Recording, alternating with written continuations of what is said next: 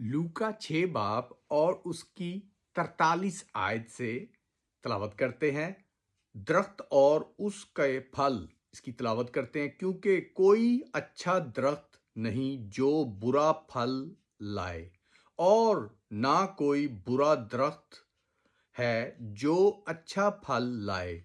हर दरख्त अपने फल से पहचाना जाता है, क्योंकि झाड़ियों से अंजीर नहीं तोड़ते और ना झाड़ियों से अंगूर।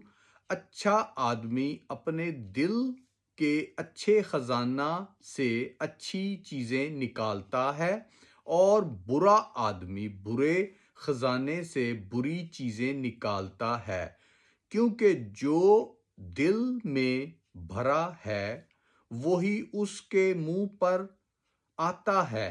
पाक कलाम को पढ़े और सुने जाने पे खुदावन की खास बरकत हो।